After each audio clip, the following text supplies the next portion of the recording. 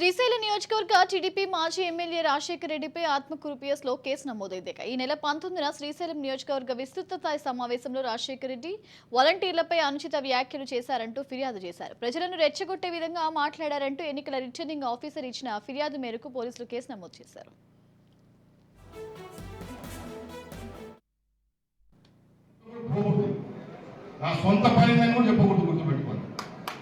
సొంత పనింది నేను ఆ ఇంట్లో పోతున్నాను కూడా చెప్పకూడదు. వాడు మీరు వెంటబడి కొట్టండి. కులాలు నేను చెప్తున్నా, నేను చూసుకుంటాను.